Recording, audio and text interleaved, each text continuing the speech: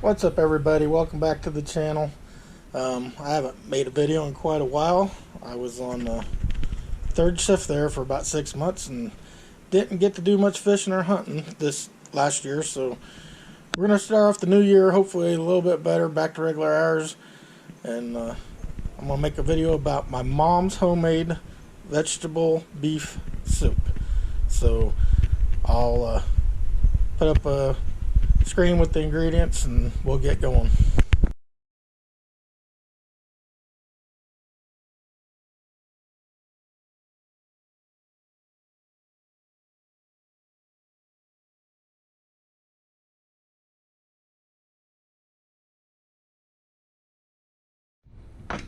Alright, the first step is the meat. This is about a 2-pound chuck roast, and we want to cut this up into bite-sized pieces, and you want to remove any big pockets of fat.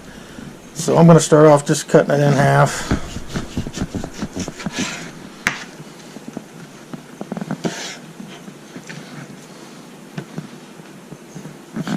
And it don't have to be perfect, nothing's got to be fancy.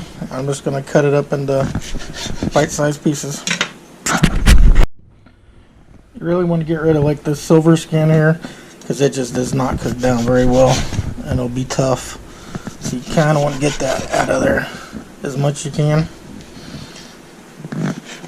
And then into nice little chunks.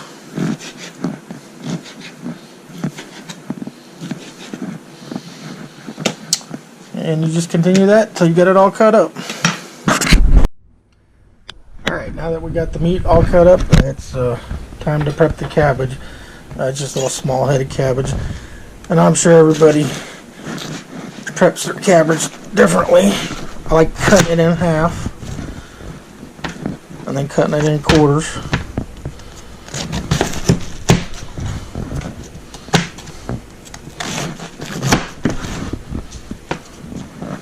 And then work on each quarter.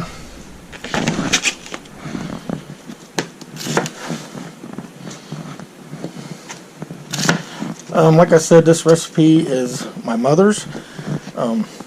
She's cooked it as long as any of us can remember. Make sure you take this core out. It'll probably break down, but I'd rather take it out. But when I asked her to see the recipe, basically it was just a list of ingredients.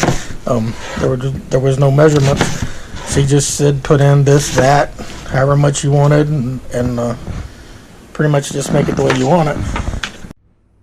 I'm sure she used vegetables out of the garden to make it back when we were kids. We had a huge garden when I was growing up.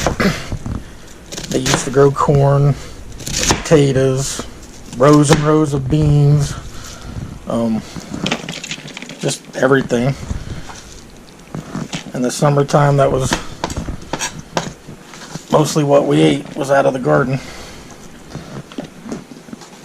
So you just finish up dicing up the cabbage, and then we'll start on the other stuff. Alright, got the cabbage all cut up. Next is the potatoes. I got 4 small potatoes, and I use a peeler because if I try to use a knife, I waste half the potato. So we're going to peel these down, and when I go to dice them, I'll be back. Alright, now that they're peeled, we just want to cut them down into bite-sized chunks. Once again, you could also just use frozen hash browns, the cubed ones, which I am going to use some of those because this is all the potato I got. But you could throw those in, it'll work just fine. But basically, that's what we're going to do. And when I get these cut up, we'll be back. Alright, I got my potato cut up in the cubes. There's already a large onion and a few ribs of celery that are diced up small. And that's enough to get started. So we'll get ready to brown the meat. Alright, I got about a tablespoon of olive oil heating up in about a 5-quart Dutch oven. I think I got it on medium high. It's been heating for a little bit. We're going to add the meat to brown it off. And that's what you want to hear. You want to hear that sizzle. So we'll start browning this. It shouldn't take too long, but you want to get it pretty brown. You want to get a nice fond on the bottom of the pan, and you want to go ahead and season this meat with some salt. I'm using kosher salt. So it'll take probably 6 or 8 minutes, and we'll have it brown, and we'll move on to the next step. Alright guys, it's been about 8 minutes, and you can see that the meat's nice and brown. I went ahead and threw the onions and the celery in there because I like to saute them a little bit before I start adding the liquid. So, looks about right. So we'll go ahead and start adding the chicken broth. You might ask, why am I adding chicken broth if I'm making a vegetable beef soup? And it's because that's the way Mom did it. And that's what she used, and I'm trying to recreate that recipe. So we will be using chicken stock, and I'm not quite sure how much because she didn't have it written down. So looks like we're going to start off with 1 and maybe a half. We'll see. We got a lot of other stuff to put in here, so we're going to have to cook down that cabbage, and that's going to take a while. So we're going to go with, we're going to go with 2 full boxes of chicken broth. Alright, so we're going to bring that up to a boil, and we'll move on to the next step.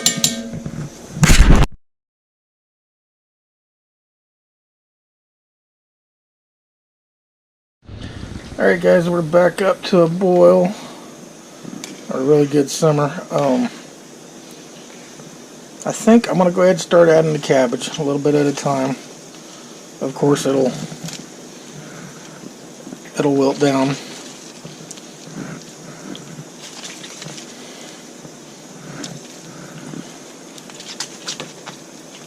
And it'll fall apart more after it's cooked for another, well, probably 2 hours, 2.5 hours, we'll see.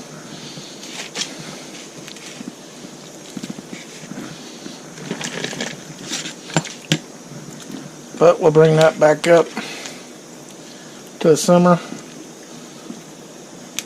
Got a little bit more of that to add. And then we'll see where we're at. Alright guys, I got all the cabbage in there now. Now we're going to reduce the heat. Try to keep it at a simmer, covered. And it'll probably go, well, we'll start checking about an hour and a half, hour and 45, and we'll see how long it takes. Alright, we've been cooking about an hour and 45 minutes. It's looking pretty good. Potatoes are getting soft. The meat's starting to really get soft. So we're going to go ahead and add in our corn.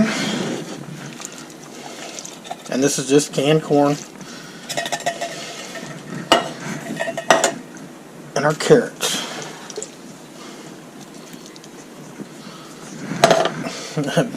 That pot's just barely going to fit it all.